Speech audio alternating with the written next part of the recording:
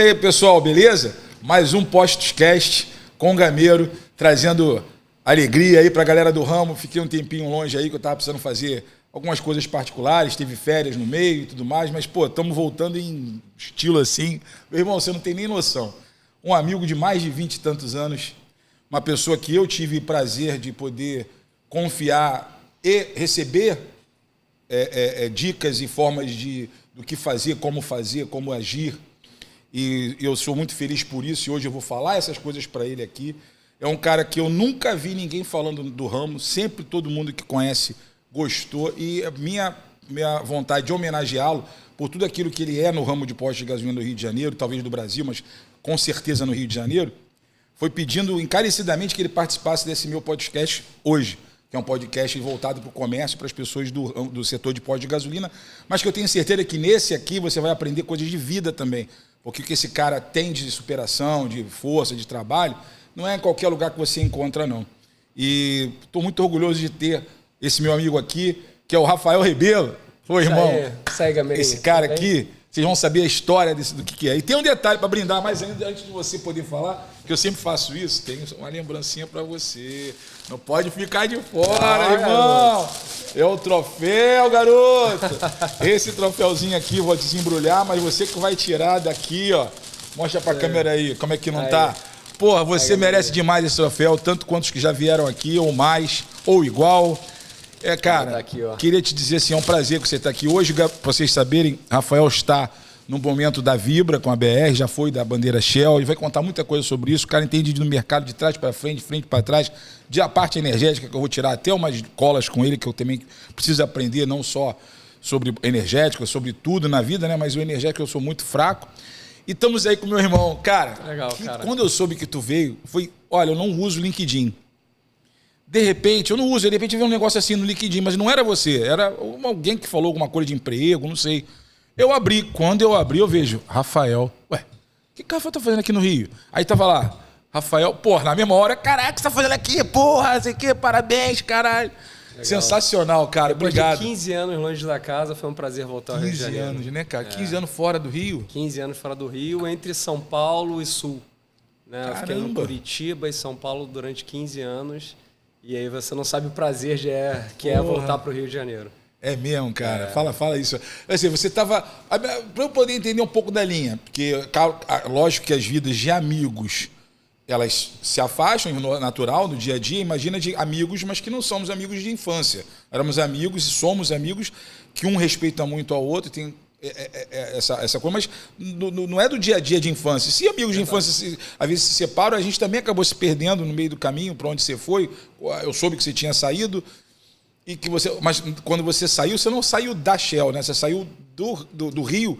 Você ainda foi trabalhar em outros lugares pela Shell, na época? Trabalhar pela Shell em outros lugares. Aí você saiu do Rio, por isso que a gente perdeu o contato, né? Verdade. Verdade. Mas a gente perde o contato, mas a gente perde o carinho, né? É verdade. E o legal é que quando a gente se reencontra, parece é sempre uma alegria, né, cara? Parece que o tempo volta para trás. Não é? É isso aí. Muito bom, cara. Muito mas, bom. cara, um prazer estar aqui, um prazer estar com obrigado. você e falando para a sua audiência, para o público do Rio de Janeiro, principalmente de pós-combustíveis. E essa revenda maravilhosa que eu tenho um carinho imenso. Tenho uma admiração imensa para essa revenda tradicional do Rio de Janeiro e para esses novos entrantes também, que estão buscando um negócio e um mercado cada vez mais justo, mais equilibrado e mais correto para oferecer um serviço para a população. Pô, ninguém é melhor do que você, né, amigo? Porque tu já passou por tudo. Meu irmão, é muita coisa, você não tem noção. Quantos anos? 22, 23? A gente está em 2026, estamos falando em 27 anos. 27 anos? 27 anos. Ai, papai, é muitos anos. E vem cá, como é que aguentar em revendedor toda hora falando, pô, tá mais caro, você vai ter caro, cara, baixa esse preço, baixa... Não, lá da época dos primórdios, pô, quero saber. Não é mole não, hein? Não tenho o que falar, assim, eu tenho muito admiração pelos revendedores, né, os revendedores sérios que a gente tem. São empresários com muita coragem, né, porque enfrentar esse dia a dia, os custos, as dificuldades do dia a dia do setor do varejo e um comércio aberto ao público enfrenta ainda mais dificuldades, né, no dia a dia. E é admirável ver como esse pessoal, né, consegue enfrentar o dia a dia, a diversidade e continuar lutando e buscando soluções. Então, cara, meus parabéns à Revenda, porque a Revenda é muito resiliente. Muito, cara. Muito, muito. Você não tem nem noção como é que você tem noção. Mas agora, eu queria tentar lembrar o seguinte, pô, de onde você tirou? Você acabou de comentando aqui nos bastidores que você morava ali perto do Flamengo. Pô, logo do Flamengo. Não, tá certo, você morava perto do Flamengo, né? Você é Flamengo, apaixonado, e isso é legal. Eu sou vascaíno, mas não ligo muito para futebol. Nem posso, né? Porque o Vasco não tá lá, essas coisas. Mas vamos lá. Porra, o que acontece? Como é que você sai ali da Zona Sul e tal, e você acha que o teu caminho vai ser esse? Ou foi sem querer, foi levado? Você fez um curso, um concurso, ou foi fazer ou botou o currículo? Como é que foi isso, o início? Deixa eu contar um pouquinho da minha história. Eu queria saber. Então, sou carioca, né, nascido e criado no Rio de Janeiro. Estudei sempre em escola católica, né? Estudei no Santo Inácio, ali em Botafogo. Certo. Meus pais sempre viveram aqui no Rio. Meu pai médico, minha mãe bibliotecária. Morava ali na Selva de Pedra, ali no Leblon, em frente ao Clube do Flamengo. Então, o Flamengo acabou virando meu quintal, né? Onde eu praticava meus esportes, onde eu encontrava meus amigos. Estudava em Botafogo e depois, quando eu tomei a decisão da minha carreira profissional, fui fazer engenharia civil, engenharia de produção na PUC. Então, fiz PUC e no início da faculdade, a gente sempre quer logo ingressar no mercado de trabalho, né?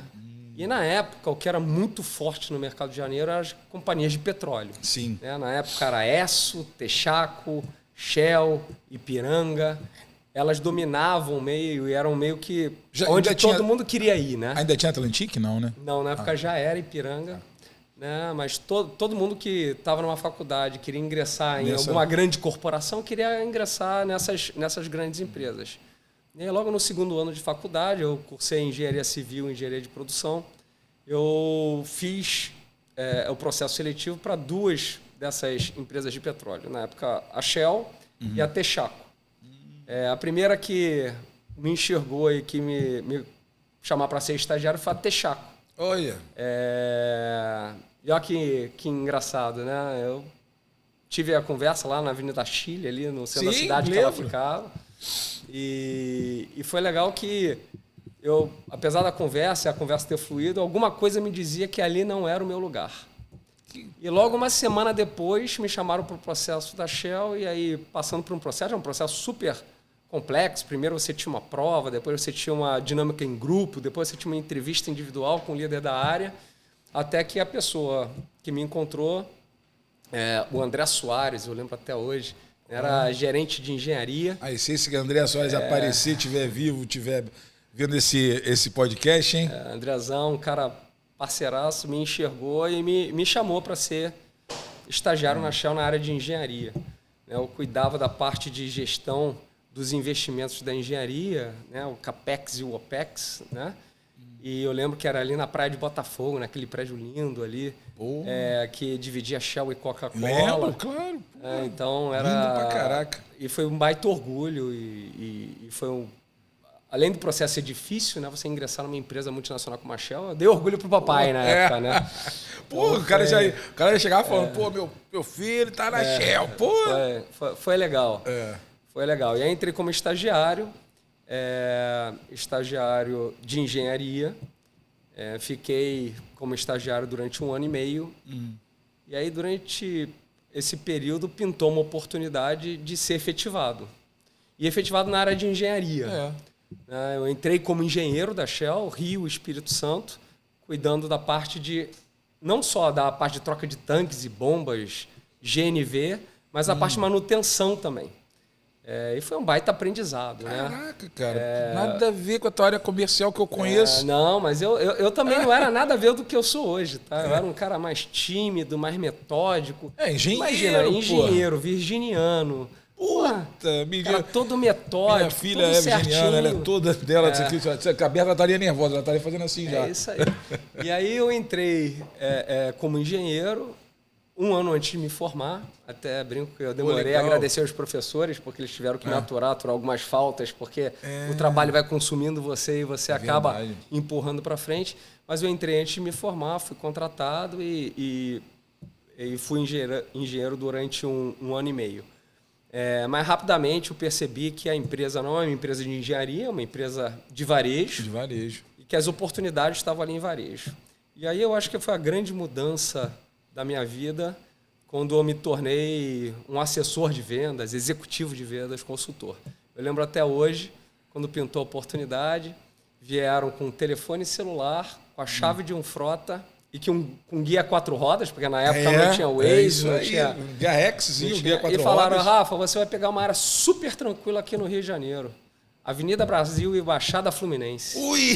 Então pensa aquele garoto engenheiro, criado na Zona Sul, pegando frota e entrando pelos meandros da Baixada, pela Baixada Fluminense. E foi um baita aprendizado, porque além de você conhecer diversos empresários, o lado bom e o lado ruim, né? E tem o lado ruim também da revenda, né? Você conhece todo mundo, mas o legal é você aprender a conhecer e escutar as pessoas.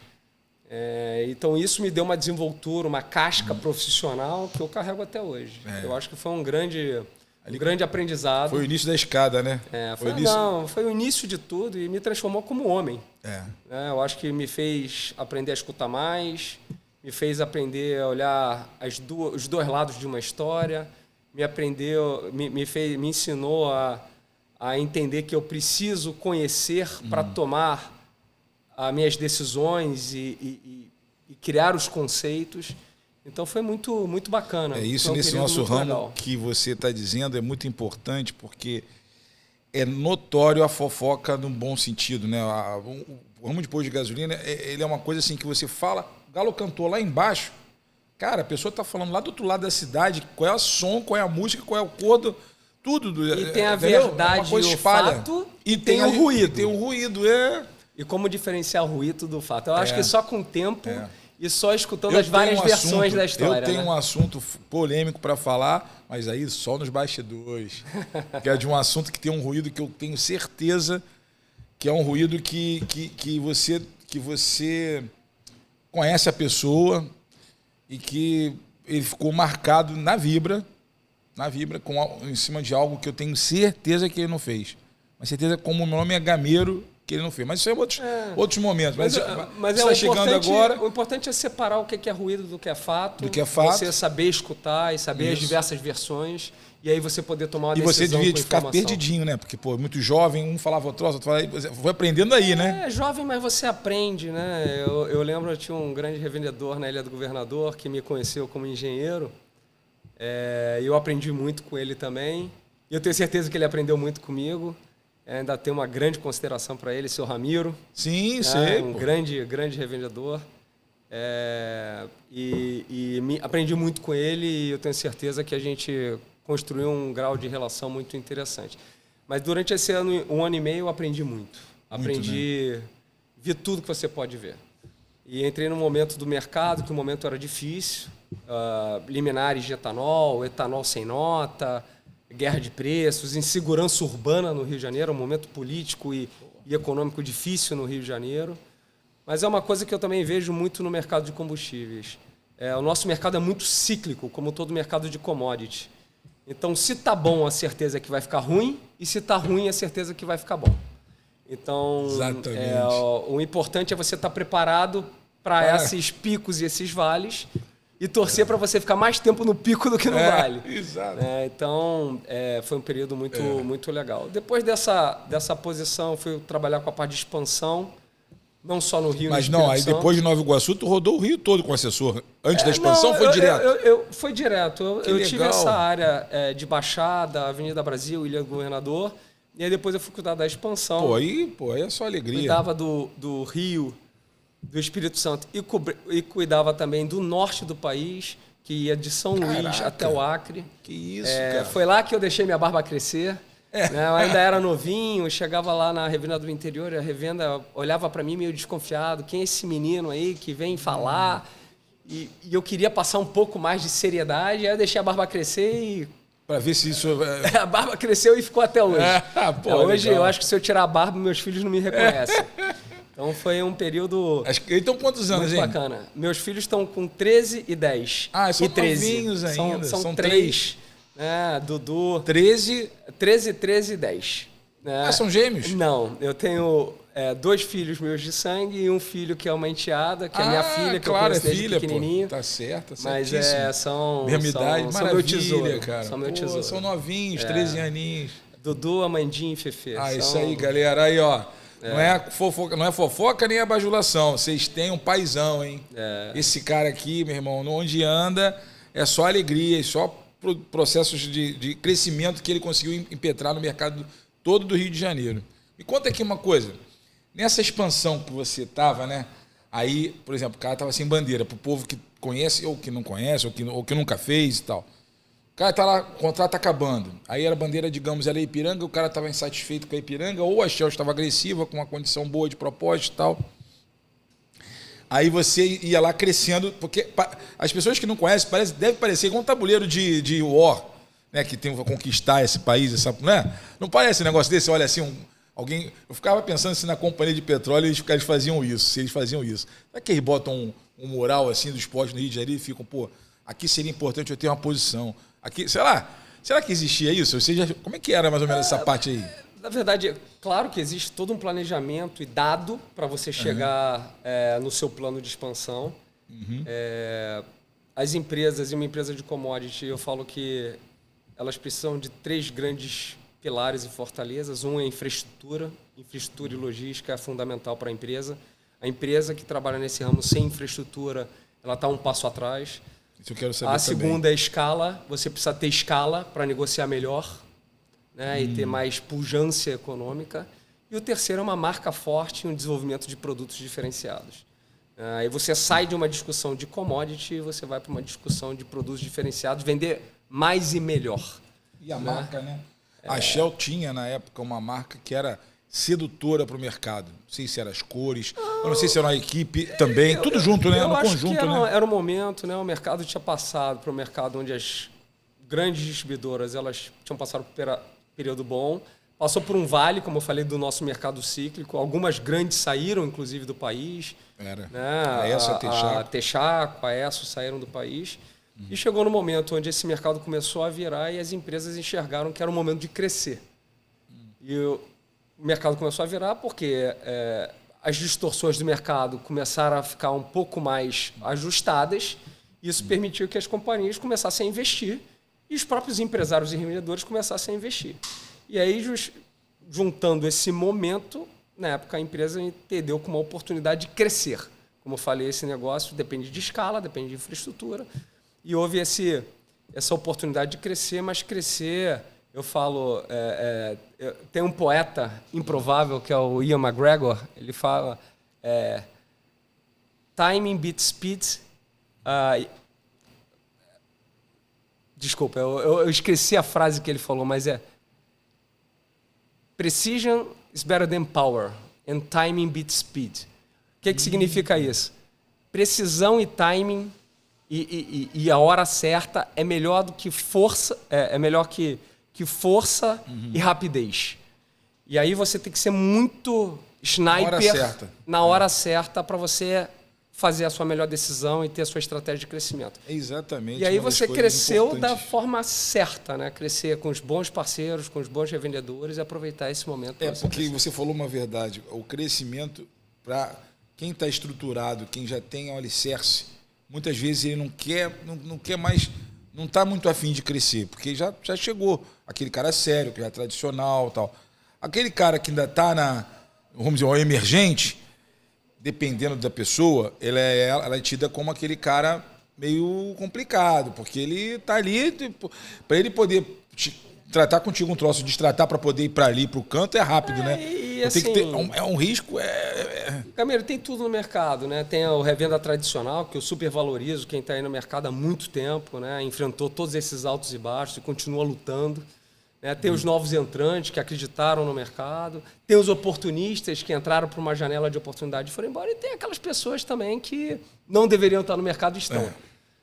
Não deveriam estar em nenhum mercado. E é importante você, como executivo, você conseguir tentar fazer esse filtro e você se aproximar dos bons. Né? Seja montar uma equipe com as pessoas certas e as pessoas boas, e principalmente com o mesmo propósito, com a mesma velocidade que a sua, né? E tentar se aproximar dos empresários que, por mais diferentes que sejam de você, mas têm a mesma visão. E eu acho que um aprendizado que eu tive é olho no olho e conversas claras preservam a amizade. Isso aí. Se você combinar, você cumpre e você espera que seja cumprido o que for combinado com você. Exatamente. Eu acho que isso é a base de qualquer relação, seja do casamento, seja uma relação empresarial, seja uma relação chefe-subordinado. Qualquer relação precisa ter o alicerce da confiança, da ética. E aí a gente, de novo, ter a transparência, ter o mesmo propósito, ter a mesma velocidade e a mesma visão. Né? E, Rafa, me diz assim, isso você aprendeu desde o início, né? Porque você fazia novos negócios, você tratava metas e o que fazer, e você honrava aquilo que você fazia, e você foi aprendendo. Mas aí tudo bem, aí, digamos, mais ou menos aí uns 12, 13, 15 anos depois de Shell, você sai e vai para ver outras cartas. Como diz a gíria, bateu pegar o morto, né? Eu rodei muito, eu fiz muita coisa. E aí, cara, eu fui expatriado pela empresa, morei 2 anos nos Estados Unidos. É mesmo? Não, pela Shell, não? Pela Shell. É mesmo, cara? Fiquei 2 anos em Houston, né? Foi uma baita experiência de vida, solteiro em Houston, aprendendo, aproveitei, fiz um MBA lá também, né? Pago do meu bolso. Mas foi uma experiência mágica, conheci grandes amigos lá e aprendi o que é o mercado americano. Ficou sozinho de Maré de Recife. Era o que? Era uma, vamos dizer assim, você ia para uma faculdade? Eu fui trabalhar lá pela empresa. Como é que é? Alugava um apartamento. Normal. É legal você, depois de sair da casa dos pais e ir para um lugar desse, até saber onde cortar o cabelo, você tem que descobrir, né? Caraca. E aí, mas foi uma experiência mágica. Já falando inglês, né? Saiu daqui já sabia falar inglês, o que ajuda. Mas foi uma experiência. O mercado americano é um mercado super competitivo. É um país continental. Né? A Shell lá nos Estados Unidos é do tamanho do mercado brasileiro, pelo tamanho da Shell. Caramba! E é um mercado que tem muitas diferenças entre estados e entre regiões, que parece muito com o mercado brasileiro. E lá já tinha passado por um movimento de concentração em grandes redes. Existia uma visão de que o Brasil ia caminhar para essa direção por conta da competitividade e da diluição de custos em função da escala. Né? Então foi um momento muito, muito bacana, um aprendizado muito grande. Aí quando voltei, e foi um período de aprendizado, né? Existia esse processo de desenvolvimento e conhecimento, onde você passava 2 anos e você voltava para uma posição. Era para ficar mesmo 2 anos limitado, né? Eu voltei com o objetivo de virar um gerente de vendas, né? Eu queria ser gerente, ter equipe, fazer gestão, né, de um time. E aí eu fui agraciado com a gerência do Rio e do Espírito Santo. Putz, que maravilha. Então foi primeiro, voltar para casa, para próximo de amigos que eu conhecia, que tinham sido meus pares, meus chefes. Né? E voltei para a revenda do Rio e a gente conseguiu, durante 2 anos, desenvolver um belo trabalho e crescer a empresa, me desenvolver mais pessoalmente e construir diversos amigos. Que bom, então, foi um período muito bacana. Quer dizer que, na verdade, os Estados Unidos não é uma coisa... Eu pensava que você poderia ter ficado lá, né? Nós não. Era um projeto da companhia que faz. Era um projeto, mas até poderia ter ficado. O ponto que eu falo que o Brasil é a terra da oportunidade, né? Eu acho que a gente, às vezes, tem a síndrome do vira-lata, né? De achar que o Brasil está errado, que nada vai dar certo. Mas o país é um país pujante, né? A gente, maior produtor agrícola, maior produção de proteína animal, de metais raros, de produção as bacias agora que acharam, né? De energia renovável, pré-sal, um calor humano e um nível de relação entre as pessoas, independente do errado, mas ainda um nível muito próximo de amizade, de cumplicidade para sair do outro lado. E eu não queria abrir mão de estar nesse país. Então voltei com muito orgulho, porque eu queria viver aqui. Né? Não era uma questão de viver lá, talvez até mais tranquilo, mas eu acho que o grande desafio estava aqui, tentar ajudar a transformar esse país num país melhor, com a pequena parte de contribuição do que eu posso fazer. Né? É o que temos para hoje, como dizem, né? Eu procuro dizer o seguinte: se você puder não atrapalhar, já está bom. Né? É isso. Esse ditado assim, na verdade é o seguinte: você está se dedicando àquilo. Eu sempre falo isso, é corrente do bem. Você faz o bem, você colhe o bem. É que nem eu estava falando aqui. Eu ia colocar, na verdade o que eu lembrei era o link do apoio à candidatura do João Pires. Isso é um assunto importante. Até acho que vale a pena a gente ter isso como um corte. Se puder, marca o tempo certinho que eu vou colocar isso no episódio. Porque eu não trabalho, nunca trabalhei, nunca tive vínculo à minha empresa ou aos meus amigos ou meu mailing de amizade, meus grupos de transmissão com política. Nunca trabalhei. Eu nunca fui militante, apesar de vários amigos do ramo de postos serem, muitas das vezes, ativos na política ou até terem membros da família. Eu nunca fui para esse lado de fazer campanha, botar camisa ou participar financeiramente. Mas depois que eu conheci o João Pires, que veio nesse podcast aqui, e conheci o que ele está tentando fazer, se me decepcionar faz parte da vida. Mas é o que eu falo da outra vez. Se você tem onde votar, você, ok, acabou, ponto. Eu quero votar para fulano. Maravilha, acabou. Eu não vou te convencer a nada, porque eu não sou ativista político.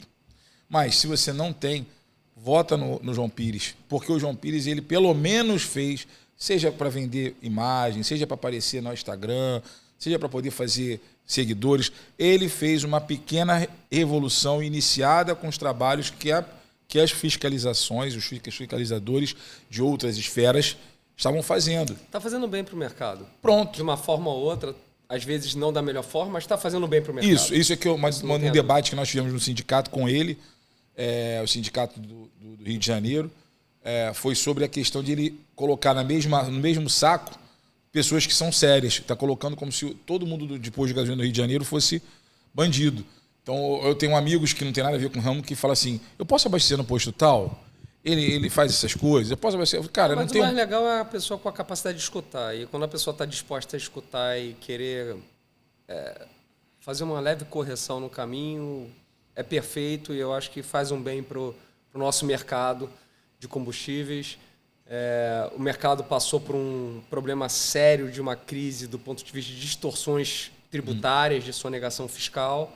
Esse é um problema, né, que começou a ser corrigido com monofasia, depois Sim. olhando alguns entes que eram devedores contumazes.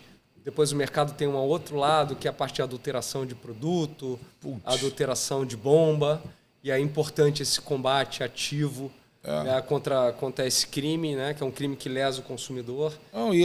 Isso faz bem para o mercado, faz bem para o empresário, faz bem para a categoria, faz bem para todo mundo. E uma coisa assim, cara, eu vou ser bem sincero. Eu sou pé de boi inchado, como qualquer outro brasileiro aí, trabalhador, e sou da antiga, né? Então, eu sou do tempo que o dono da padaria encostava o umbigo no balcão para não pagar imposto. Então, meu filho, vamos parar, vamos quebrar o cristal. Calma, ninguém é tão perfeito assim. Muita gente fazendo manobra para não pagar tanto imposto de renda, porque não é revertido para tudo aquilo que a gente quer ou que a gente merece. Então, o comerciante brasileiro, não digo todos, mas a sua grande maioria, sobretudo do passado para cá, pessoas de 30 anos atrás para cá, 40, 50, 60, 70, tá? Eu conto a história que meu avô descobriu como fazer o pão através de um polvilho. Quando houve meu Deus, quando segura, tem um ágio e tem quando eles vetaram a farinha. Você tinha uma quantidade mínima, eu esqueço o nome agora, deu um branco, o nome que você bota taxação, você não pode, você pode comprar um saco de farinha por padaria, um exemplo, que houve um decreto lá governamental. Aí, conclusão, ele conseguiu descobrir uma maneira de fazer com um polvilho, que é um pó diferente da farinha. Então, a padaria dele fazia fila, mas diziam, as minhas tias dizem, que acham que ele conseguiu, na verdade, a farinha. E ele dizia que era polvilho. Então, assim, cara... Mas você me deu uma brecha que é super legal, que eu acho que é uma coisa que a gente tem que perseguir na categoria, que é a simplificação tributária. Na hora que você simplifica, você não só facilita o entendimento, mas você cria oportunidade de brechas. Uhum. E o mais importante para o nosso segmento é que todo mundo jogue com as mesmas condições. Sim, dentro claro. das 4 linhas. E eu só ia concluir isso para não esquecer, rapidinho, para não perder esse raciocínio aqui. Eu não quis dizer que para você tem que fazer malandragem. Não estou dando apologia a isso.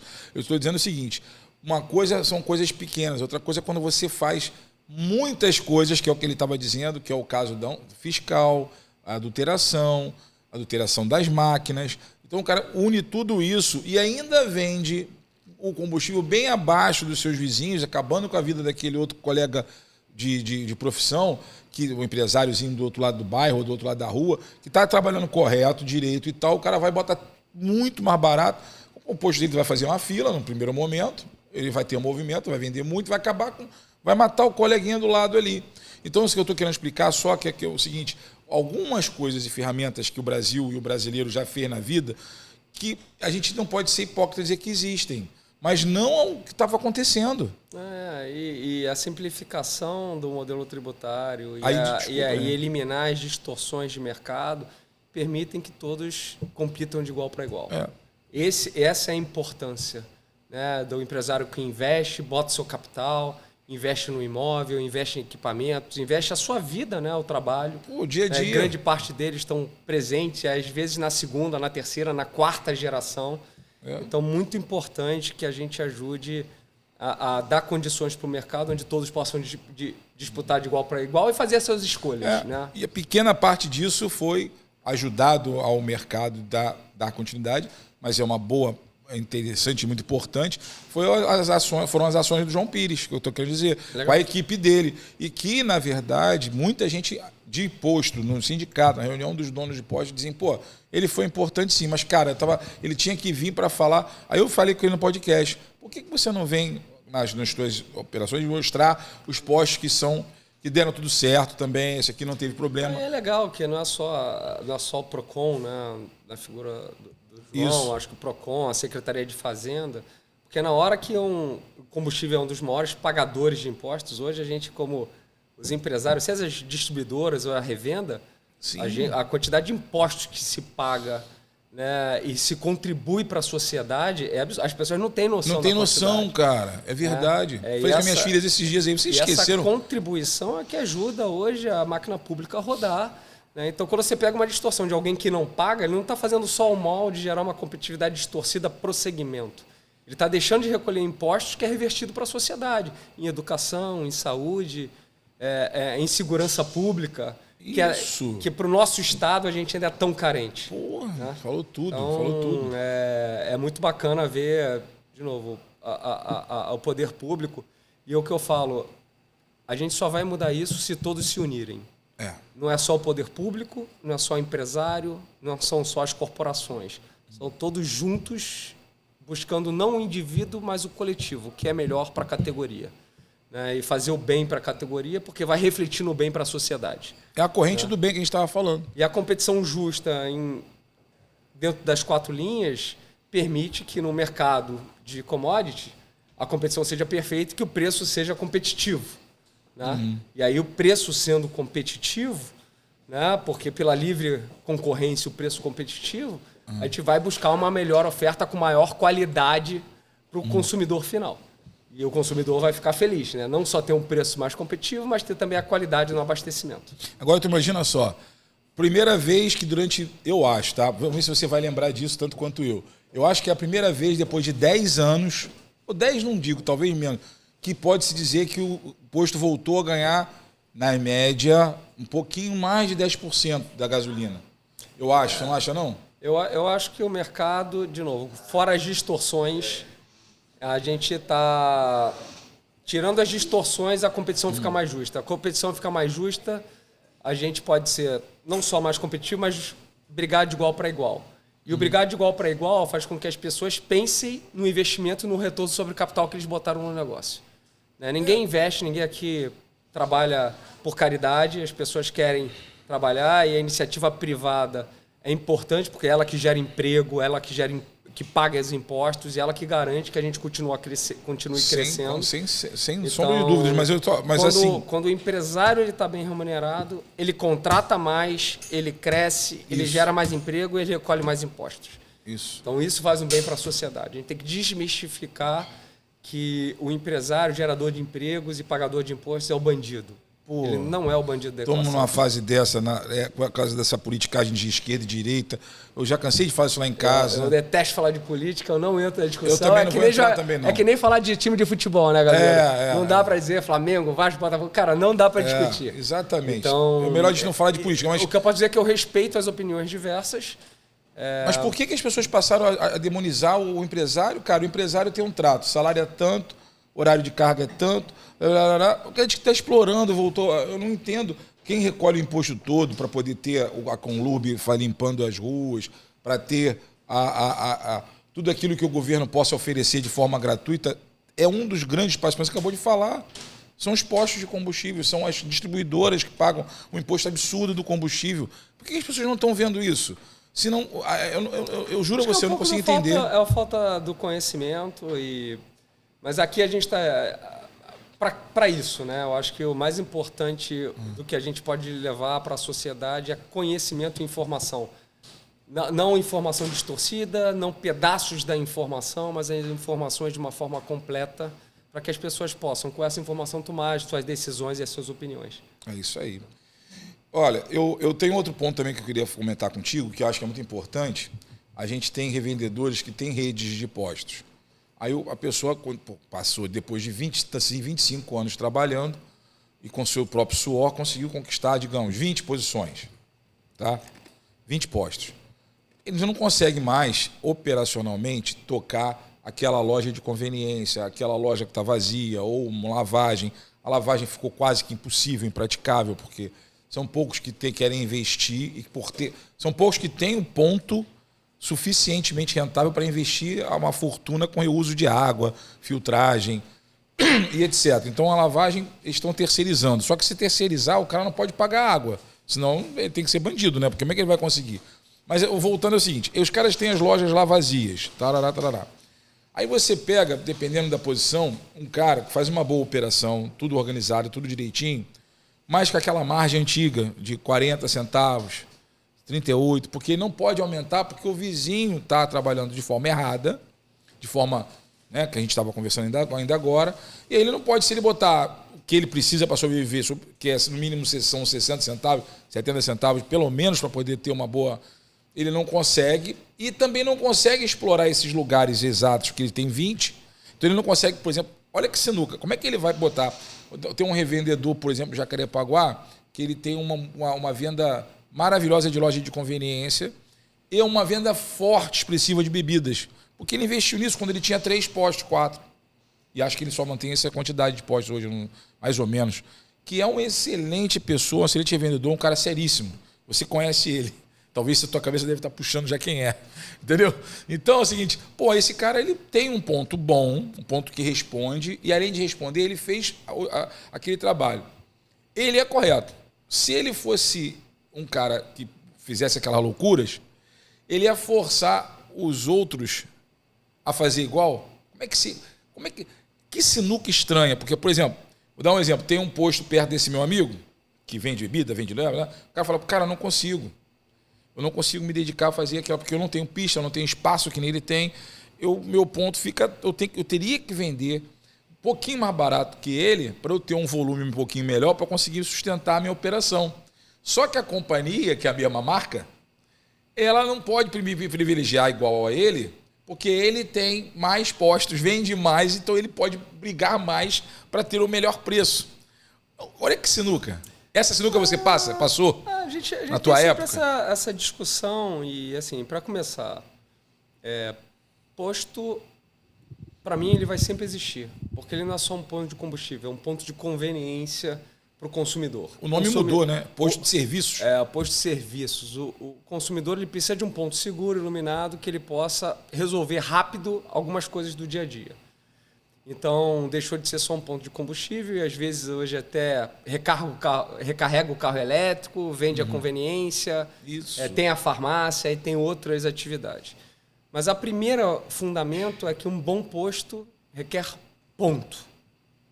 O bom ponto é o básico para um bom posto. Bom ponto com fluxo, com boa acessibilidade, boa visibilidade, numa área que permita ele capturar aquele fluxo ou aquelas pessoas que passam no entorno. O combustível, óbvio, que funciona como um gerador de fluxo. As pessoas passam no posto. Agora, o empresário que está tendo sucesso é aquele que enxergou e se reinventou olhando e se aproveitando dessa geração de fluxo. Porque a geração de fluxo, como no shopping, uma âncora gera o fluxo para o shopping, né? Um cinema, um belo parque, um belo... praça de alimentação. Praça de alimentação, ele gera fluxo para aquele varejo. né? O combustível sempre gera fluxo para o seu ponto. E aquela pessoa que enxergou isso e criou essa gama de serviços e conveniência, ele se diferencia dos demais, porque ele deixa de depender de um só produto. E por deixar de depender de um só produto, ele consegue ser mais competitivo. Então, acho que aqui fica, de novo, uma visão de que... e não é para todo ponto que cabe essa solução, mas aqueles pontos mais resilientes e que são mais duradouros é aqueles pontos que permitem, com a geração de fluxo do combustível, você rentabilizar melhor o seu negócio. E a pergunta que eu sempre faço é como você, com o mesmo número de funcionários e com o mesmo metro quadrado, você rentabiliza melhor aquele metro quadrado. Né? Seja com uma locação, seja com uma atividade que você pode desenvolver. Né? Muitos postos, às vezes, abrem mão do lubrificante ou abrem mão da conveniência. Teve segmentos, eu passei algum tempo no sul do país, em Curitiba, onde as margens eram menores do que 20 centavos para revenda. Caramba. E muitos postos só sobreviveram por conta da loja de conveniência. E a loja de conveniência não era uma prática do mercado. Os revendedores se reinventaram, construíram uma estrutura de loja de conveniência e, inclusive, tem alguns postos hoje que são melhores lojas de conveniência do que postos de gasolina. Mas um coexiste com o outro. Né? E um gera negócio para o outro. É o âncora, né? O que puxa. Né? Um gera negócio para o outro. E a pessoa que não conseguiu ou não tiver capacidade de tempo para tocar, tem, como você falou, a locação. Porque, de repente, é melhor ele alugar, que eu estou fazendo muito isso, a M Gameira Imóveis, aliás, dá um joinha, dá um like aí pro Postos Cast e vai na M Gameira Imóveis. Vai lá, olha, M Gameira Imóveis. Bota assim, ó, Gameiro Posto de Gasolina, vai aparecer lá no Google, porra.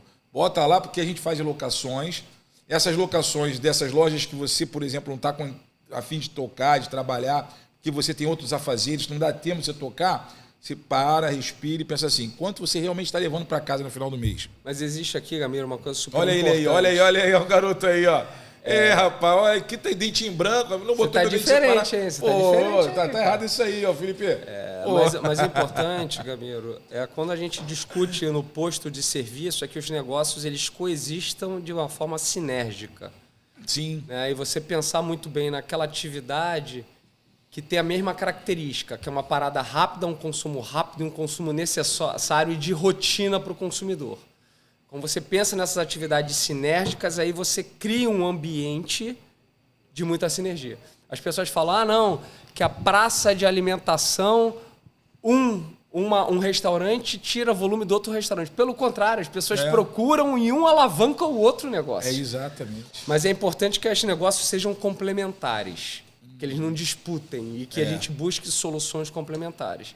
Mas eu vejo a revenda se reinventando, seja explorando o próprio negócio, ou seja através da locação do real estate e das parcerias. Isso. Eu acredito muito também na parceria estratégica, né? De você ter parceiros estratégicos para alavancar o seu negócio. Muitas vezes a gente não tem o conhecimento, não tem o know-how, então como a gente busca pessoas que têm o know-how para nos ajudar a nos desenvolver. E eu vejo muito a revenda nesse caminho. E a Vibra, Rafa, me fala para mim o seguinte, você que está... Claro, vamos voltar um pouquinho só. Você estava... Aí você estava na Shell, aí você voltou para o Brasil, criou a tua gerência, foi muito sucesso por 2 anos e... Aí eu fiquei no Rio como gerente de vendas no Rio, fiz bons negócios e foi aí que eu fui para São Paulo, saí do Rio de Janeiro. Fui para São Paulo, na época foi feita a JV entre Shell e Cosan, a Raizen, e eu fui trabalhar na área de planejamento estratégico. Foram 4 anos de muito aprendizado, numa área mais... interna. Morar em São Paulo mesmo. Morar em São Paulo. Na verdade, minha família ficou no Rio, eu ficava voltando todo fim de semana na ponte aérea, né?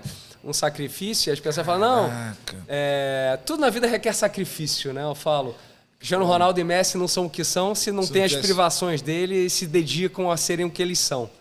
Né? Então aí, né, marcando 3 gols em Copa do Mundo, né? Absurdo, meu é bonito de ver, né? Demais. Então é um sacrifício para atingir os objetivos, né? E aí eu fiquei 4 anos e meio em São Paulo, como na área de planejamento, ajudei a parte de investimentos na nossa rede de postos, na infraestrutura.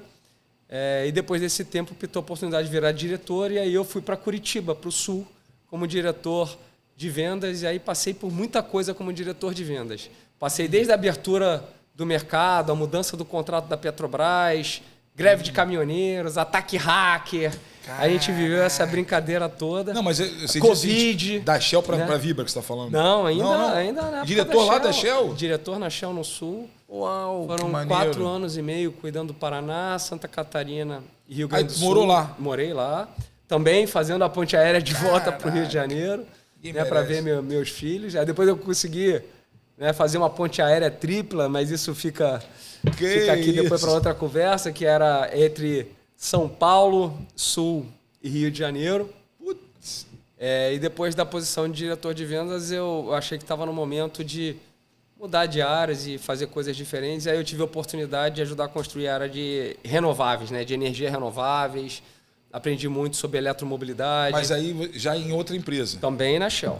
Ah, também na Shell. Também na Raízen, na Shell. Eu ajudei a construir a área de eletromobilidade, a área de energias renováveis, geração distribuída, mercado livre de energia.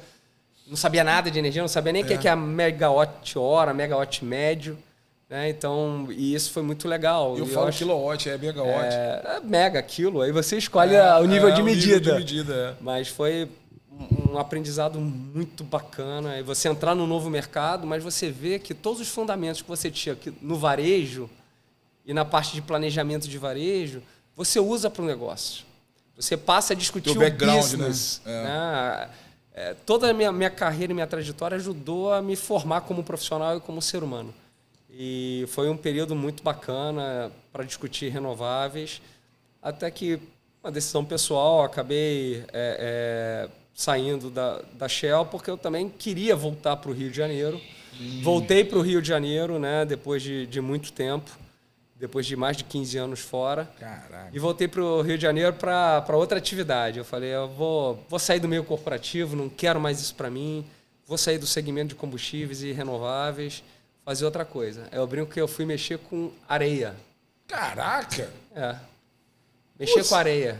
É mesmo, cara? Sabe o que é mexer com areia? Pezinho na praia assim, mexendo na areia. Ah, bom, porra!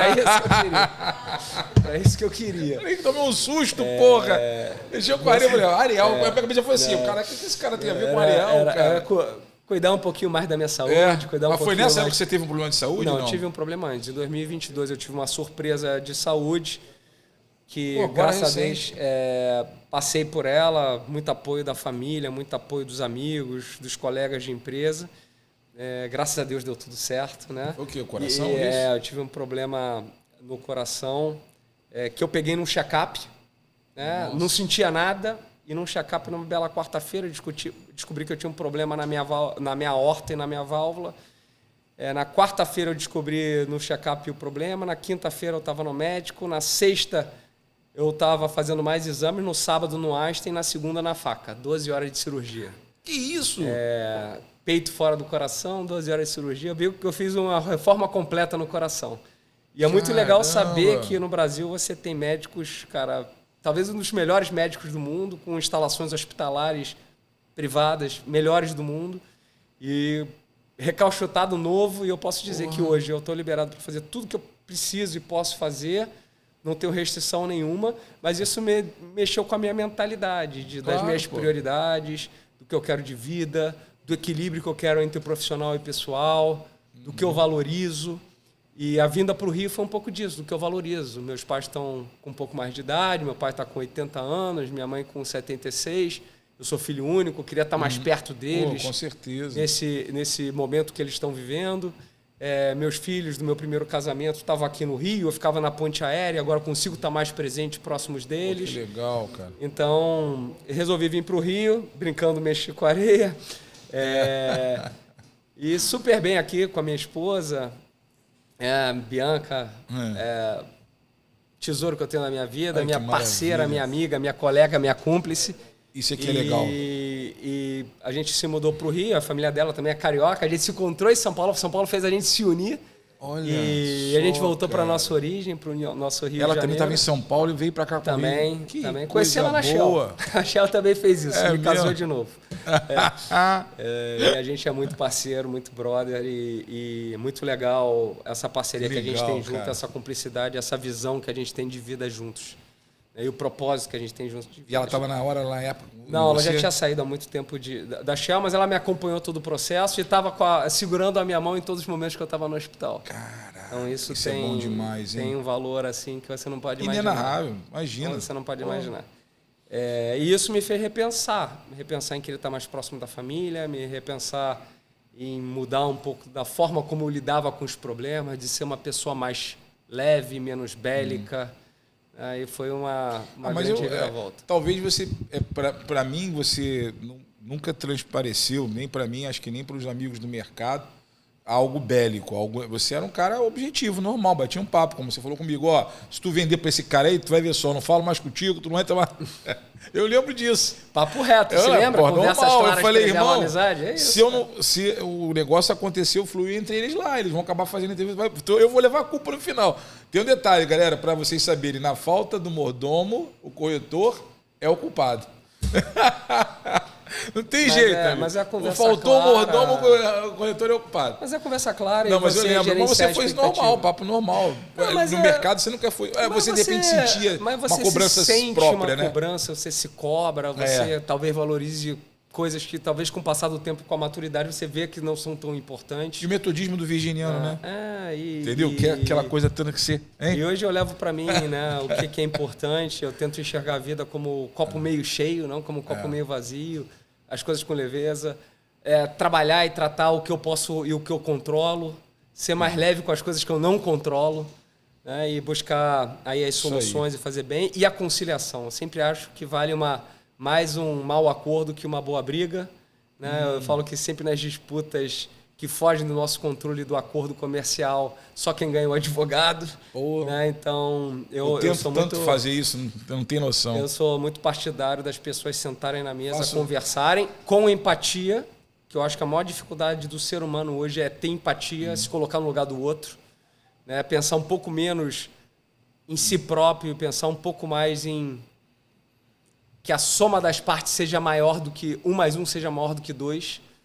As pessoas têm um pouco de dificuldade de enxergar isso, mas essa é uma visão que a maturidade, o tempo vai te plantando e vai fazendo você ver que assim você colhe as boas relações e as relações são mais perenes. Porra, legal. Né? Isso aí eu acho que as pessoas têm que ouvir isso bastante, cara. E entrar, entendeu? Isso aí tem que entrar. É só falar, ouvir. Ouvir é legal, mas tem que ouvir, tem que entrar na tua cabeça aí, cara. O que ele está falando tem que entrar na nossa cabeça. E se entrou, cara, parabéns.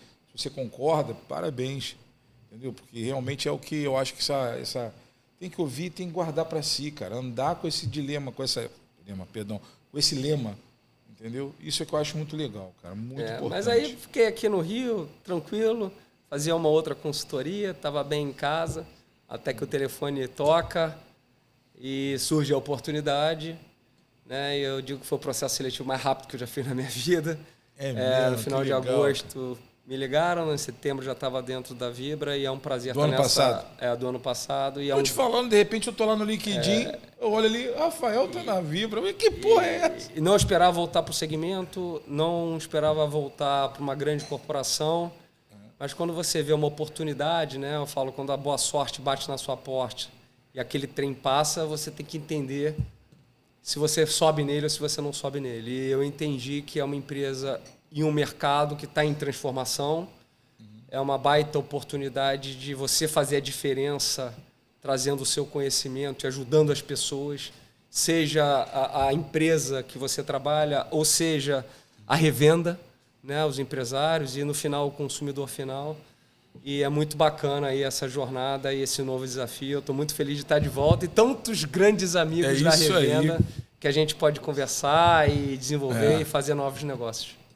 É isso aí, verdade mesmo. A gente tem vários amigos, até amigos que vêm visitar a gente. Vem aqui em tua homenagem, eu já pedi para vir mais 30 vezes, nunca vieram. Acho que também não vão querer vir aqui, né? Não querem participar, que tem vergonha, não gostam de dizer que. Tava lá. Legal. Mas são amigos aí também de longas datas, que nós temos histórias com certeza maravilhosas. Tem uma história que eu tive com um amigo aqui, que muitos e muitos anos atrás, né? Eu fui num posto de gasolina, chego no posto de gasolina assim, vou contar duas histórias, um de um e um do outro.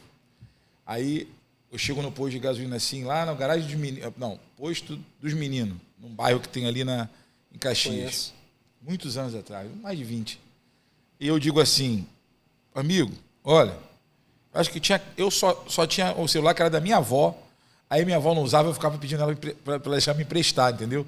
Aí eu tinha o celular, e o pessoal dos empresários já tinha o celular, mas era quando começou o celular. Aí eu liguei, amigo, o homem disse aqui que se você não der o sinal aqui, que já está com outro, e realmente tem um carrão aqui na porta, eu acho que é outro cara que vai comprar na tua frente. Aí esse meu amigo fala assim, ô Gameirinho, tu tem cheque? Eu falei, não tenho, mas só não tenho saldo. Não, dá teu cheque aí, segura essa porra e paga logo esse posto aí. Eu, como, rapaz? O corretor vai dar o cheque pro cara. Mas não, você diz a ele que eu tô indo lá na tua conta botar o dinheiro. A oportunidade passa, você tem que saber pegar ele ela. Ele ia perder o posto. Eu tava ali, também queria vender por causa da comissão. Ela vou eu pro meu cheque. Ai, meu Deus do céu, nossa senhora. Rezava. Tremendo, meu Deus. Toma dinheiro rezando de hoje. Pra ele não tipo voltar, assim, né? dinheiro de hoje, 50 mil. 50 mil, não tinha nem 1.000. Aí toma aqui, senhor. Acho que já estava um pouco fora da hora do banco, talvez. Acho que era isso. O cara não podia sacar. Ele antigamente tinha compensação. Dava tempo dele botar o dinheiro na minha conta. Aí no dia seguinte ele foi lá, ou eu fui lá levar o cheque dele, troquei o cheque. Não chegou a bater na minha conta, não, entendeu? Mas era assim, é o tipo de confiança mútua, né? Vai lá e faz isso, Gameirinho. Dá seu jeito aí. Beleza, eu também. Aí outro caso também, um amigo meu, eu conto isso também, aí é outro assunto. Aí acho que foi um primeiro posto que um amigo comprou na vida, acho. Aí o cara chamou a gente para fazer a reunião para fechar a proposta dentro do Jockey Clube do Rio de Janeiro. Rapaz, o posto, não posso falar o nome do posto, que esse posto ainda é dele até hoje, ele vai dizer que eu falei o nome do santo, não vou falar. Eu sei que era o primeiro posto que ele comprou, porque só pode ter sido na época. Aí, vamos nós dois, vambora. O homem lá, cara, quando a gente entra no jockey, cara, parecia um filme. O cavalinho pulando, pá. E a gente, cara, um cantando igual criança. Caralho, aí, Jorginho, olha isso aí. Falei, caralho, esse é bom, não posso falar o nome do... Quase saiu. Aí, rapaz, chega lá, sentamos numa mesa assim, vem um garçom e bota pra gente assim um Red. Não era Black, não, um Red, label, pá. A gente mal bebia Drures. A gente bebia Drures. O cara botou um Red, botou um copo bonito, um gelo todo bonito. Eu falei, ai, caraca, ele, fica à vontade, seu. Eu já tava, né? Ele que não pega. Parecia um filme de comédia nós dois. Botamos lá o skin nos copos, a gente tirando uma onda, né? E os cavalinhos passavam assim, ó. Botaram a gente, olha os cavalinhos. Mas fechou o negócio? Quando o cara chegou com uma japona, parecia um almirante, sabe? Tem vários negócios assim, Não sei se tu vai lembrar. Lembra? Ele tá aqui, meu amigo. Aí o cara entra assim. Pô, parecia... Não tá fechando, tá? Você tá percebendo que minha blusa não tá fechando, é? Vê lá, hein, galera. Tô fazendo dieta já. Vai parar com essa barriga que vai sumir, hein? Canetinha. Não, mas aí, conclusão. Não, tá fechando. Sei que eu não tô... Tá muito calor. Aí, conclusão. Vem o cara. Eu falei, agora ferrou. Agora que a gente não compra mais esse posto. Pô, o cara levou a gente numa cova dos leões, troço lindo, o escão, o cara todo bem vestido, a gente de calça jeans, todo... Rapaz, conclusão. Sentamos ali e começa. Aí deixar o Jorginho falar, junto com o amigo falando, aí a lágrima descia, o lenço chorava, choro de pai, choro de mãe, compramos o posto. Saímos de lá... Fechamos, pô. Falei, caraca, meu irmão, mas lembrar você falou disso. Uma coisa super importante, Gameirinho, que eu acho que você só conhece o mercado se você está na rua. É na rua que você faz negócio.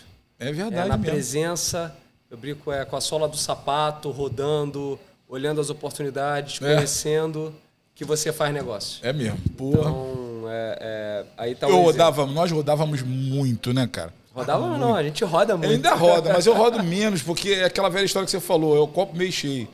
Também não adianta eu estar na mesma rodada que eu estava... Eu ainda rodo muito, mas pô, nós rodávamos muito mais do que hoje. É verdade. Pô, a gente rodava 200, 300 km por dia, o menor dia.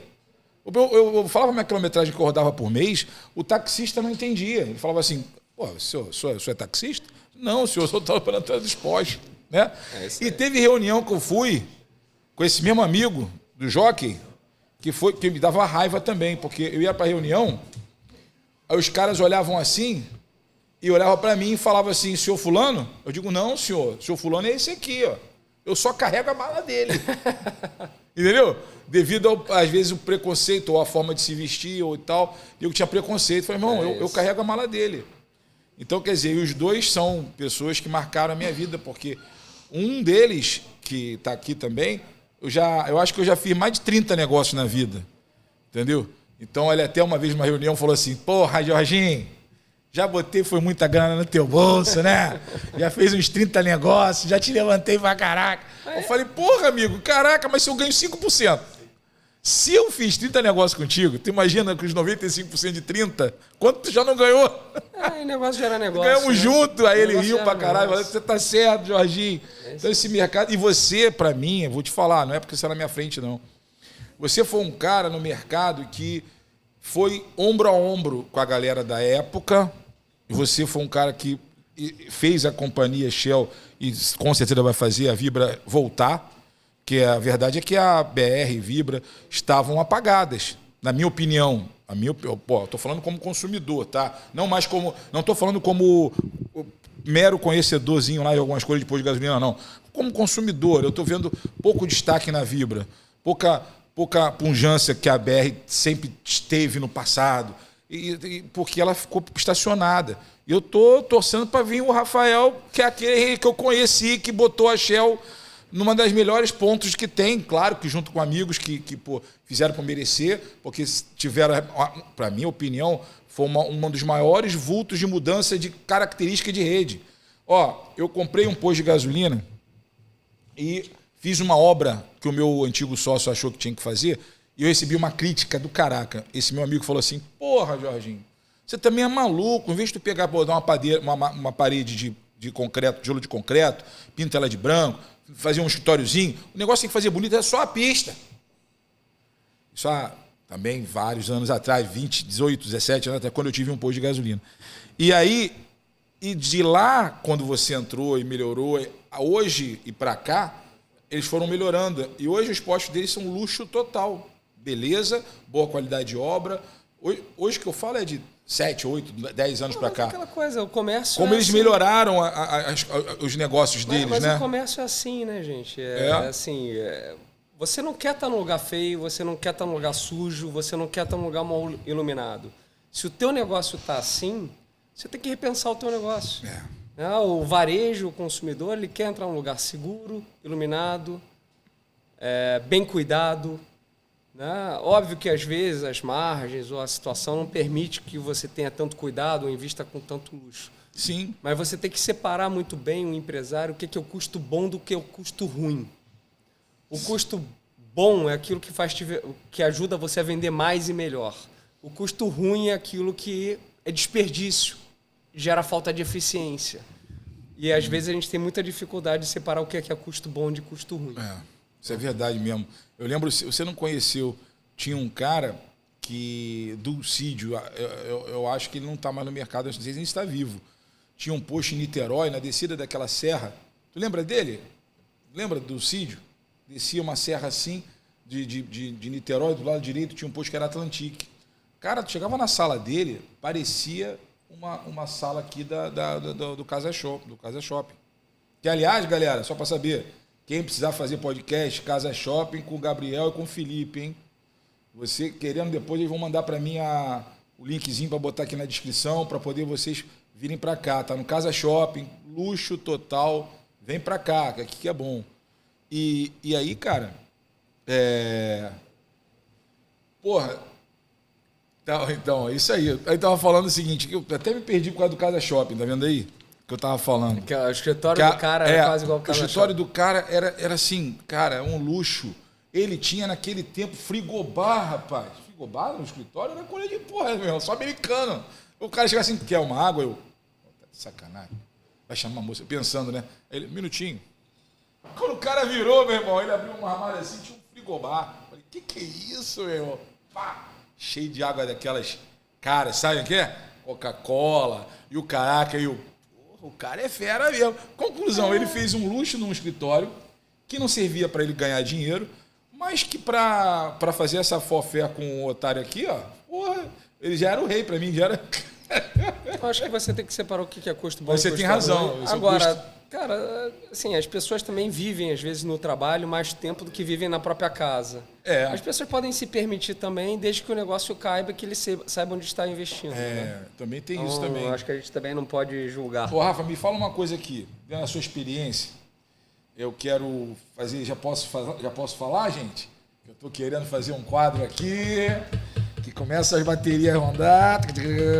Felipeto, mete o brabo aí. Aí, quero saber se você conhece alguma história boa pra gente botar esse cara safado aqui. Olha como é que ele fica te olhando, ó. Olha como é que ele tá, ó, quietinho, com aquela máscarazinha dele, você achando que ele é teu amigo. Olha aí, ó, pega ladrão. Eu quero saber histórias do que você possa ter, que você sentiu que o negócio, aquela mão fofinha nas tuas costas assim, era na verdade o tigre, aquela unha saiu. Entendeu? Eu quero que você me conte uma história dessa polêmica aí, pra poder a galera acompanhar o quadro. Pô, tem que acompanhar o Pega Ladrão, pô.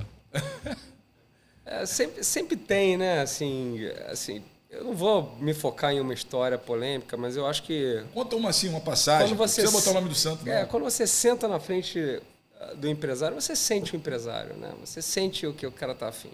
Quando ele começa a não olhar no teu olho, desviar o olhar para baixo, ou concordar com tudo que você fala... Isso. E você não sente o interesse ali legítimo de prestar atenção no que você está combinando, né?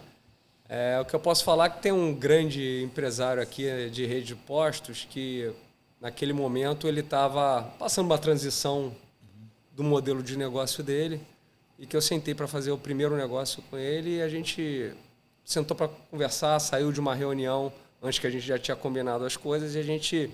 sentou para tomar um café, eu e ele, só eu e ele, e a gente teve uma conversa muito direta, olho no olho. E o que eu falei para ele, falei, cara,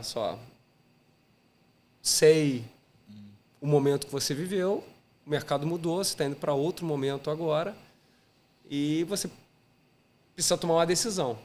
Eu estou aqui para dizer que, cara, se você quiser seguir o caminho que eu acredito, a gente vai fazer negócio... e vai ser bom e você vai crescer. E ele olhou no meu olho e falou, Rafa, o que eu prometer para você eu vou cumprir. E esse cara que falou que eu vai prometer eu cumprir, sempre cumpriu tudo comigo o que ele prometeu e hoje ele é um grande revendedor aqui do estado, com muito sucesso em tudo que ele fez e botou a mão.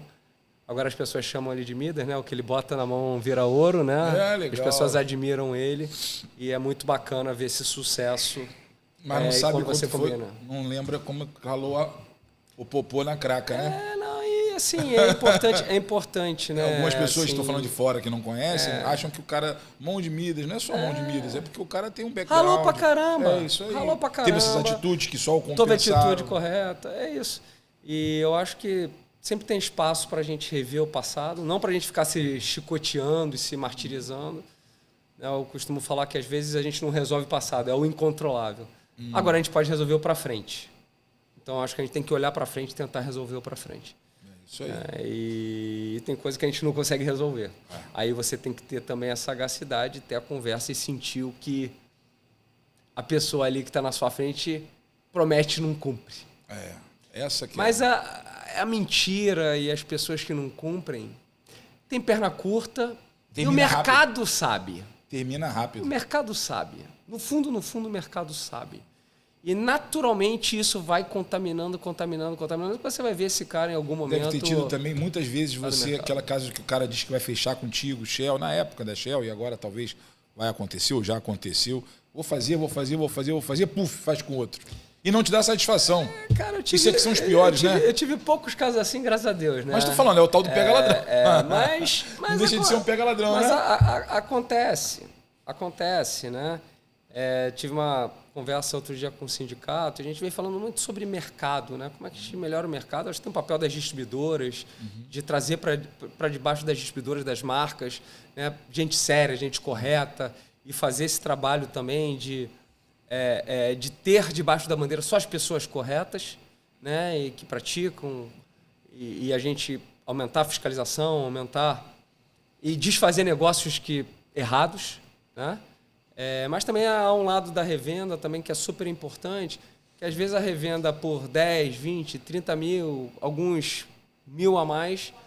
A pessoa não vai sair do mercado, mas vende um dos negócios dela para um cara que ele sabe já que vai fazer mal para o mercado. E aí, por aquele ponto, e talvez por lucrar um pouco mais naquele ponto, porque vendeu para essa pessoa que pagou mais, porque ele paga mais porque ele usa de artimanhas que permitem ele pagar mais, naquele ponto ele ganhou, mas ele não enxergou o todo que ele está provocando no mercado e o que vai gerar de consequência para ele na frente. Né? Então, se ele acho que isso é importante. Se ele não continuou também, é bomba ninja. Não é pra... Olha, eu já passei por isso e estou passando até hoje, em alguns casos. Teve caso de eu chegar para a pessoa e falar para a pessoa, olha, eu não consigo ir nesse caminho, porque eu não opero nesse caminho. Mas se você tem um negócio, você acha que o teu negócio vale 5 milhões e não vale, ele só vale 2, 1,5, 2. Se você quer vender por 5, eu, gameirinho, não vou conseguir. Mas tem outras pessoas que conseguem, só que não comigo. E para mim, vou só te dizer o seguinte, só lamento. Que eu queria trabalhar e ganhar minha comissão. Mas essa é uma dica também, né, gente? Assim, não tem coisa que é mais difícil de enganar do que número. Sim. Então, na hora que você faz o seu demonstrativo de resultado, você tem lá o quanto posto, linha a linha, imposto, mão de obra, custo de energia, custo do insumo que você usa, preço de venda, você vai ter o resultado do seu negócio. Quanto que o seu negócio vale? Vale um múltiplo desse valor que você tira. Isso aí, é isso aí. Né? Isso Esse múltiplo é quanto o seu negócio vale. Se alguém te oferece muito mais do que isso, ou se alguém te oferece muito menos, talvez ele queira se aproveitar da sua situação. Muito mais, aí você tem que se perguntar. Né? Se perguntar o porquê que ele está oferecendo mais. E de que verdade forma. não é. Na verdade, o que aconteceu também foi o seguinte. Realmente existia uma época no mercado, compra e venda de postos aqui no Rio. Isso foi na época que você estava trabalhando com a parte energética e tal, ou foi até um pouco antes, que você não estava diretamente no Rio. Teve realmente um momento em que o GNV estava dando uma margem muito grande e o poder calorífero dá um percentual pequeno, 5%, 3%, mas em cima de um volume grande de gás, isso ajuda muito na conta no final. Claro. Então, existia realmente gente querendo comprar e pagava uma proposta boa que era condizente, próxima do condizente dessas contas que eu, inclusive, vendi muitas vezes para muitos deles e tal. Só que no meio desse caminho, alguém fez tentou ganhar mais. E aí, o que acontece? Algumas pessoas conseguiram achar uma coisa errada e essas pessoas começaram a precisar de ter mais posições para poder fazer esse mesmo trabalho. E aí, isso há 7, sei lá, quantos anos, começou a inflacionar o mercado. Mas você não consegue enganar muita gente por muito tempo, né? E aí nós tivemos agora esse momento, que é um momento que o GNV também caiu muito, isso estava muito focado em cima de GNV, e aí começou, além do volume, que o GNV caiu o volume, e as pessoas que faziam os seus malabarismos... Aí disputa mais, a questão da disputar pelo cliente. E ficou caro comprar um posto de GNV, o cara comprava o de líquido e fez a mágica no líquido. Por exemplo, um posto de líquido dá 1 milhão e pouco. O cara ia lá comprar um posto de líquido 1 milhão e pouco, fazia as palhaçadas dele lá, e aí a conta para ele era assim, ele ganha 100 mil por mês, roubando. Aí fica difícil, né? Algumas pessoas fazendo... Por quanto tempo, né? Porque eu te disse, você não engana muita gente por muito tempo. O problema, e quer ver outra coisa que eu acho importante, eu não sei se eu consegui me fazer entender no início? Cara, eu respeito o cara que quer fazer a sacanagem que ele queira fazer. No seguinte sentido, tá? Ele faz a sacanagem dele, ele corre o risco dele, se ele for preso, é problema dele, eu não tenho nada a ver com isso. Desde que ele não acabe com a vida de terceiros. O problema é que é esse, porque é o seguinte... Mas é difícil, seu Benjamin... O cara que faz o mal ou que busca essas distorções... Ele não está nem aí. Ele vai fazer o mal para alguém. Seja a simples questão de não pagar imposto, ele está fazendo mal, porque o outro está pagando por ele. Sim, o outro não está tendo a ajuda pública que deveria estar tendo. Sim, então, sempre, de alguma forma, ele sempre faz esbarra, mal. né? Sempre esbarra. Mas, assim, eu costumo dizer o seguinte, quando eu faço reunião, então, assim, o menos pior. Nós vivemos num mundo que realmente o sonho é todo mundo ser exatamente correto, tentar fazer tudo de perfeito. Por exemplo, meu trabalho, na minha equipe, eu falo com eles, olha, que eu tratei com vocês e lá, as meninas que estão aqui, Júlia, aí, Joyce, obrigado pela força. Valeu mesmo. Elas sabem, então, aqui como testemunha, que eu falei que vai ser aquilo. Eu não mudo o jogo. Sobretudo quando está durante o jogo. Eu acho uma falta de respeito. E você perde a liderança de uma equipe, né? A gente tem que fazer a nossa parte, não primeiro. É? Cada um faz o seu, que acredita, e eu acho que essa sim a gente tenta buscar uma sociedade melhor, cada um fazendo o seu. Cada um fazendo o seu. Aí agora, se você tem, por exemplo, ser propositalmente voraz contra os outros, eu acho isso aí muito ruim. Eu acho que isso aí atrapalha. Mas, graças a Deus, isso vai mudar. Deixa eu te fazer outra pergunta também. Quando eu estava falando, para conectar com aquilo da Vibra, você tem alguma surpresa que você possa, das 10 que você deve ter, uma que você possa falar assim, o que a Vibra está projetando? Você que está diretor lá e que com certeza quer impulsionar mais ainda, lógico que a Vibra ainda é a maior do Brasil, né? Mas o que você vê, o que você chegou em agosto, não que você vai reinventar a pólvora para mim, você vai reinventar a pólvora lá para eles, que é a equipe que você está trabalhando, porra. Mas o que você poderia assim, dar um tempero para eu entender o que Rafa viu de agosto, que vai fazer um ano, de diretoria na Vibra, a nível de melhoria, projeto, o que você fala para a gente, para o mercado aí que está te assistindo, que os que te conhecem e os que vão te conhecer, que é curioso saber. O que eu posso te falar é o que me atraiu a voltar para esse segmento, voltar para uma corporação e voltar para o mercado. Primeiro, olhar para uma empresa que hoje é líder do ponto de vista de infraestrutura. Não tem empresa com maior infraestrutura do que a Vibra hoje no Brasil, no que se tange a combustíveis. Outra coisa é a escala. Ela é hoje líder de market share, é quem tem mais market share. E o terceiro é marca, né? A marca Petrobras é uma marca muito forte. Quanto mais para o interior você vai, mais você vê a admiração do povo brasileiro sobre a marca Petrobras. Ainda tem produtos super qualificados, né? A Podium, Grid, o Diesel Verana, né? Então, quando você vê isso tudo, né? Ela tem o ativo certo, né? Mas não basta só o ativo certo. Você precisa de pessoas. E quando hoje eu olho para a liderança da Vibra, né? Eu olho para uma liderança inspiradora. Eu olho para uma liderança que realmente tem a vontade de mudar. Eu olho para acionistas focado no core do negócio, que é posto de gasolina.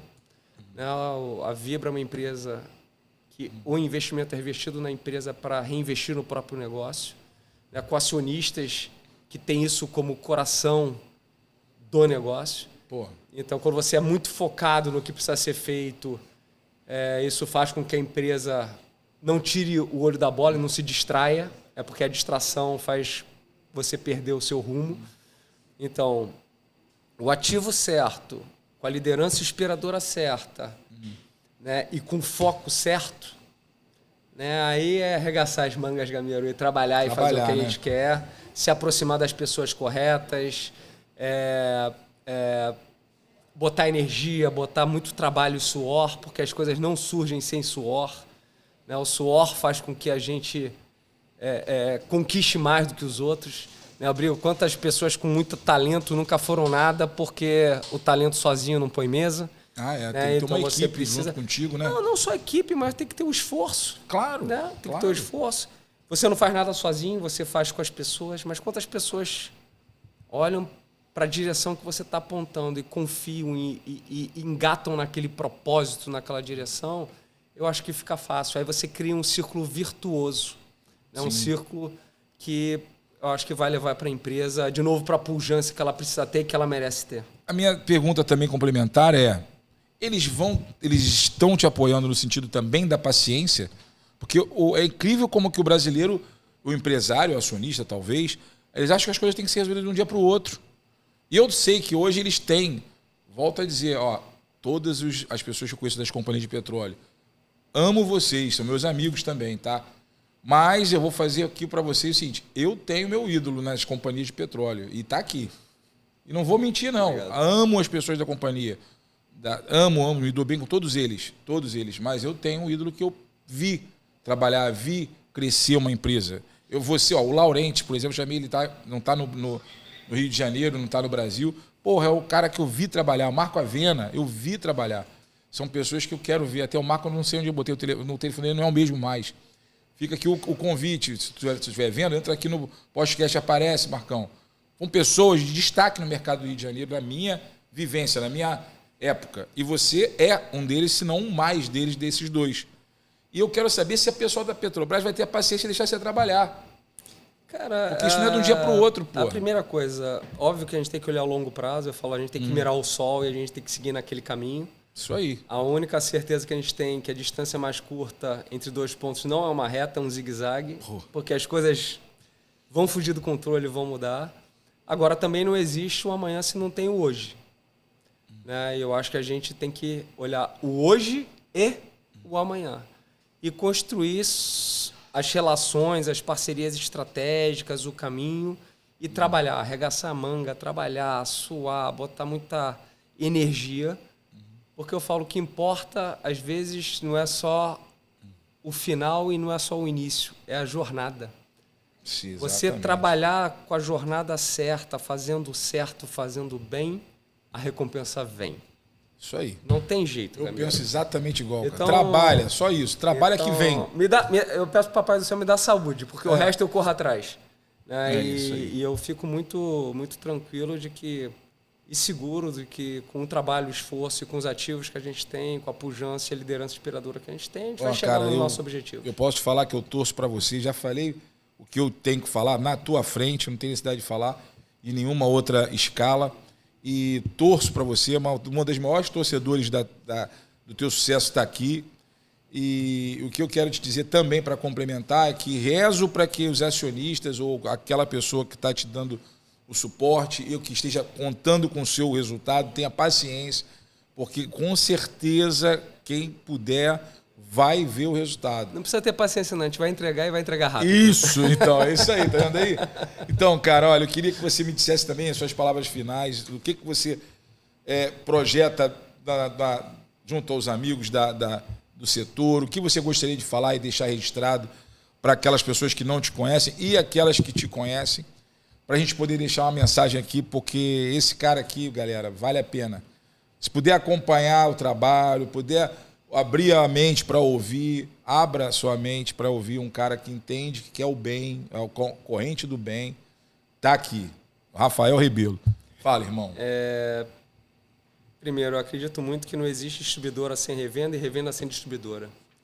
Né? Eu acho que cada um no seu papel, cada um buscando, e eu acredito muito em olhar para o que a gente pode fazer para o mercado mais competitivo, melhor, mas mais correto também, e prestar um serviço melhor para a sociedade, recolher mais impostos, gerar mais emprego. Então, isso só acontece quando a categoria se une em prol de um bem maior, né, que é o bem de fazer o certo.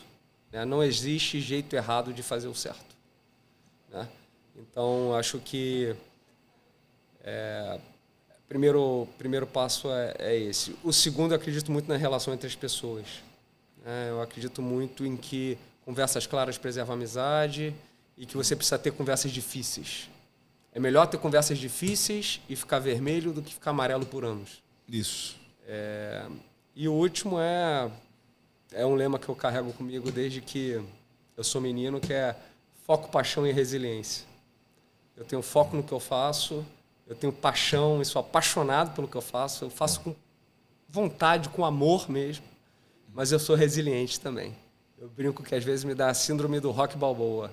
Apanha, apanha, levanta e no último round vai lá e dá o soco e derruba o adversário. É isso aí. Então, é um pouco do que eu acredito.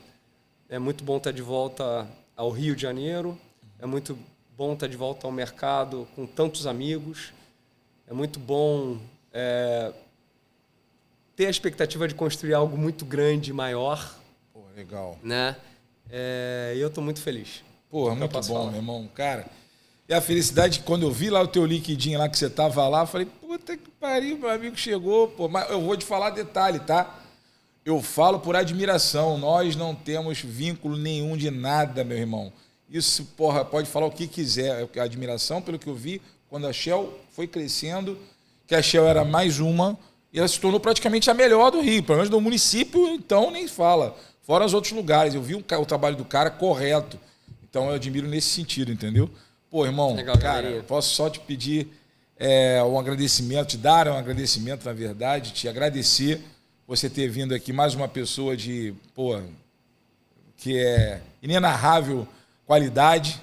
E, cara, ver se você a gente pode ver os crescimentos agora da Vibra aí, e que eu vou torcer, eu vou vibrar. Putz, todo mundo fala isso, né, Júlia?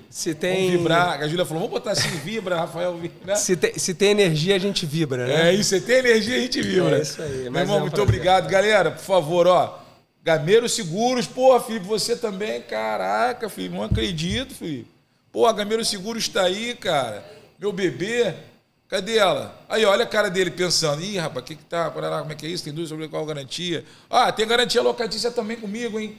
Quer alugar aí direto, não quer trabalhar com a minha administradora? Não vou brigar. Chama na Gameiro Seguros, a gente faz a tua garantia locatícia, teu seguro locatício, que é importante, para você não ter problema, porque a pior coisa que tem, o pessoal vai alugando aí, algumas pessoas antigamente tinha um monte de problema de alugar, sem garantia, sem nada. Aí depois fica lá no fio do bigode, aí quem que pagou, que deixou de pagar, a confusão danada. Quando tem administradora, é tudo no detalhe, tudo no detalhe. Então agora está tudo ali. Deu problema, a gente vai para dentro. Seguro da Gameiro Seguros. O plano de saúde, cara, eu nunca vi. Rafa, eu não imaginava que a gente ia fazer tanto plano de saúde. Por quê? Porque existe muito rombo, muita brecha que as companhias, né, as empresas em si não orientam, ou alguma eventual, vamos supor, seguradora, ou alguma corretora não orienta. E a gente não, cara. A gente está fazendo um negócio bacana, orienta, vê qual é a rede. Tá indo legal, hein, galera? Gameiro Seguros. Dá essa moral aí na Gameiro Seguros que vocês vão ver. Vocês vão topar. Rapaz, meu amigo, meu irmão, o Bruninho, aí, Sabor da Vila aí. Ele fala que esqueço dele aí. Tá aí, Bruninho. Vambora, Bruninho, vambora. Vamos vender fruta, vamos vender tudo aí, tudo quanto é lugar. Vamos faturar, Bruno, porra. Isso aí, galera, quiser vir no Sabor da Vila, é a melhor que tem hortifruti, hein? Bom, vota, dá o like, inscreve no canal, bota o sininho para aparecer. A gente não vem toda hora, não é toda hora que a gente está vindo, a gente fica um tempo aí, porque tem uns amigos envergonhados que não vêm aqui falar, bater um papo, entendeu? Tem uns envergonhados assim, não, quero, não, sei que eu sou artista, Entendeu? Deixa um comentário aí se não gostou, ou sobre a questão que a gente vem conversando. Tá à vontade aí que a gente vai responder um a um, tá? E muito obrigado, galera, por esse tempo aí. Às vezes o pessoal fala que é muito, eu vou fazer uns cortes também, vai dar tudo certo no final. E se não deu certo ainda é porque não chegou no final. Valeu, muito obrigado, galera. Valeu mesmo, um abraço, hein? Tamo junto.